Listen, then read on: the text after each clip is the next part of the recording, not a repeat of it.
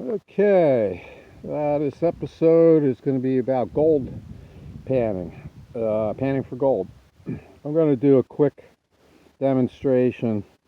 Um, I do speed panning. I can't sit there and work, for 15 minutes on a pan just to find a couple of specks. So I've been panning now for 18, 19 years now. So I do speed panning, and I pretty much pick up all the gold, even the tiniest flower gold, with my technique. Now, there's a couple of techniques I've seen out there that are good, and there's a lot of techniques out there that are terrible. I mean, the people are losing a lot of gold out of their pan. But I'm going to show you my technique, which is a speed panning technique, and you're going to get 99%, even the tiniest flower gold. Also, I wanted to talk about using a metal detector. I use the Gold Bug 2. Which is a true and tried gold machine. You'll find the tiniest flakes of gold with this. They don't even have to be nugget size. Small gold will be picked up really good. And these have been on the market for at least 20 years or better. And most of the experienced guys I know are using them now. Some people are going over to the mine labs, and equivalent to this would be like a gold monster, which I think is about $100 more than the Gold Bug 2. It's very sensitive, but I can't stand the sound it gives. It would drive me nuts to use that Gold Monster. This machine, it just gives you a nice clear bip. It's none of that weird sounds you hear from those mine labs. Not to put them down, they're great machines, and they probably the best. They're top of the lines. Are definitely the best gold machines out there, as far as depth and everything. I just I'm so used to using White's metal detectors, the Fisher Gold Bug. I've used Garrett's. I've used most of the U.S. machines.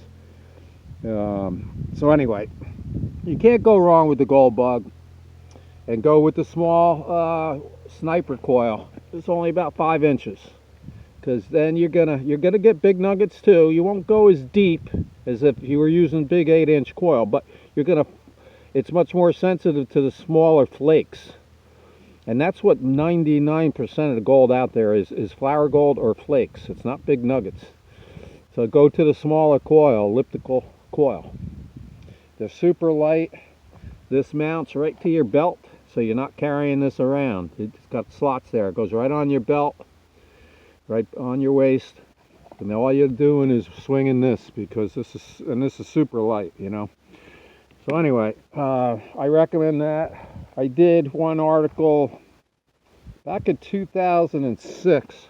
Like I said, I've been prospecting for about 19 years now. For Gold Prospector magazine, 2006, I did the article prospecting the Cotton Patch Gold Mine in North Carolina. That's where I started prospecting, in North Carolina. As part of my article, some of the gold I was finding. Some of the quartz specimens I was finding. I don't know if any of this is coming out. This smartphone, it doesn't tend to focus very good. There's me down in the stream at another spot. That wasn't at the Cotton Patch. I'm using a sluice box there. The Uwharrie National Forest has a lot of gold. Anyway, and then I'm a member of 2 different clubs, the Quartzsite Club, the Quartzsite Metal Detector and Prospecting Club. I recommend joining. They got, I think they got like 600 acres of claims in the quartzsite area. And I'm also a member of the GPAA. If you're traveling, I would consider them the best club to be in. Gold Prospecting Association of America. Okay, because they have claims in all the most of the states that have gold. They have claims. So if you're traveling, you got access to all their claims. This is their catalog. It's an inch thick. It goes state by state. All the different states. And it shows you their claims, how to find the claims, everything else. So I would recommend being a GPAA member. They send you some simple like prospecting things like gold pan and stuff like that, and it doesn't want to focus. Anyway, you know, they gave me this hat and everything. I always wear it when I go out prospecting. And this nugget here, I'm going to show you the panning. Now, I found in quartzite. Let's see if this is going to focus. Okay. Now, I found that using the gold bug in an area that was worked hundreds and hundreds of times by metal detectorists. And I went into this area and I dug about 15 tiny little bird shot, I call it, you know, lead bird shot. So I thought I had a really good chance of finding a nugget because it told me nobody had hit that small little area. It was up on the top of a hill. So this nugget never made it down into the dry wash or anything, so it's not smooth. It hasn't been smoothed by weathering and water action. And it was all filled with caliche, a hard rock type caliche, and I soaked it in water for a couple days and it all broke apart and started to make a beautiful beautiful shape. Let's see if it'll focus now. Anyway, okay, let me show you. The other things you might want is if you find quartz specimens, you get a mortar and pestle. You can break them apart, or other types of rock that the gold associates with.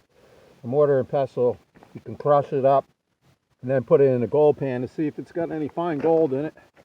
And then I use this stuff called gold drop in my bucket there. That's I just put in about 10 gallons of water and just a plastic container you can get at Walmart really cheap. And that's where I do my gold panning. Okay, then you put this in there, and it breaks the surface tension, so gold will float. I see gold floating all the time, and people don't believe me. The tiny little flour gold will definitely float right off the top of your pan. So you want to use that. And then here's your snuffer bottle if it's real small gold, flour gold and stuff, and you're going to suck it up out of your gold pan. And this actually fits onto my belt, so I can actually, especially if I'm in a stream, this is really handy. You know, it's right there on my belt. Okay, and then this fine mesh I use to get all the leaves and the little organic matter that gets into the soil that you're bringing back the pan. So I use that to just screen out all that fine organic stuff floating around, because that gets in your gold pan and it's hard to see gold. You know, my buckets, I just went out, I'm in that Imperial Dam, LTVA right now. I went up into the mountains and I'm doing test samples all over the place up there. I'm hoping to find a spot nobody else has hit really hard. So I number my buckets. You know, number 1, number 2, and I know exactly where these locations are. So when I come back to camp, if I only had gold in number 2 and not number 1, that's where I'm going, back to number 2 site. And I usually do 3 or 4 buckets. So anyway, I'm going to time this. Got a timer. I got my gold nugget here. I'm going to stick in the pan, the gold pan. I'm going to do, let's just put this on 10 minutes. Okay, and start right now. I'm going to dump it. There's the nugget. Dump it right on top of the soil there. Okay, I got to switch over. Normally I use, you know, there's the nugget right there. I use 2 hands, but okay. So all you want to do, you're going to be kneading it with your fingers right down to the bottom. Okay. And I'm hoping this won't sink. I usually have 2 hands on it. And what that does is all the gold is going to sink to the bottom if you keep just kneading it down to the bottom of the pan. And you won't have to even do the swirling. You see everyone swirling their pan and stuff. If you do this properly, the gold's going to be right down on the bottom. Okay, so now we've got our riffles up here. And okay, all you're going to be doing is letting that sand come out. Okay, bring it down in the pan again, swirl it a little bit, level off your pan, and keep the gold right on the bottom, and then start angling it forward while you're shaking. Okay, and then you're just taking the stuff off the top. Okay, level your pan off. It's on the bottom. The gold's on the bottom right now. Now start turning a little forward and vibration. A little vibration. Now here you got to start getting a little less aggressive, especially if you have flour gold. You're going to really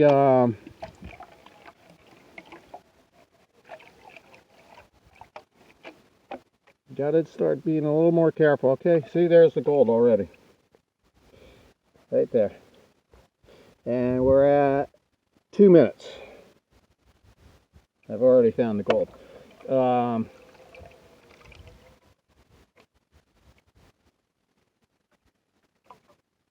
Now, gold, if you're panning properly, it shouldn't be in these top 2 riffles. You can get rid of that. Okay? Then you're going to bring it down to find the fine gold. You level your pan again, go like, shake it around. The gold's on the bottom right now. Then start tilting your pan. Get rid of some of that water. Okay? Now, what I see the mistakes here is where people start swirling the water around like that. You're going to bring all your gold from on the top of the pan all the way back down to the bottom, which you don't want to do. Okay? What you want to do, okay, level it off, then tilt it a little bit. Okay, you bring your water up and you pull it down. Let me do it this way so you can see a little better. Up to the top, pull it down. Up to the top, pull it down. Pull it down. Pull it down. Just like that. And that big nugget, it's right there. You can see. Now you can tap. I can't do it with one hand, but if any of your gold is coming down like this, you tap it. Okay? And the gold will go right back up to the top again.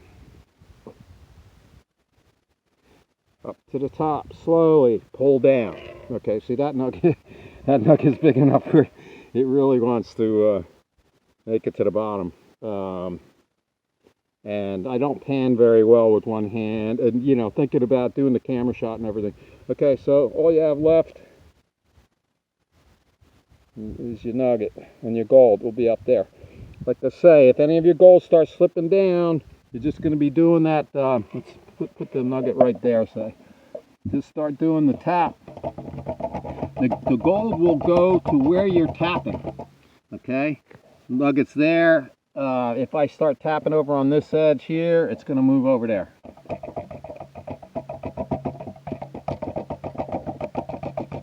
And that's where my hand is. It's going to always go towards where you're tapping on the edge of the pan. Okay?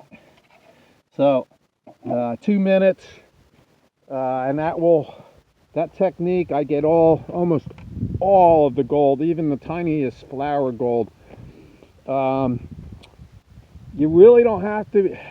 Tapping the side of the pan is a bad technique. I see a lot of guys doing that. The reason why you don't want to do too much of that is the gold will also, if there's a lot of dirt in the pan, the gold will not only go towards your hand, it will go up. It'll go off the bottom of the pan. That's the last thing you want to do. You don't want the gold coming up, because you're tapping above the gold. It's not only heading towards your hand, it's heading up too. So I only do that when you're down, reduced it down, and the gold starts slipping down a little bit. If you do my technique, most of the gold is going to stay right on the top. And if some of the finer gold starts moving, you can just do the tap, get it back up onto the top again of the pan. But normally, I see guys going crazy with that tapping technique, and they're bringing the gold back up to the top and everything else, and you don't want to do that. So anyway, I hope this episode was useful. This is Eagle Eric signing off.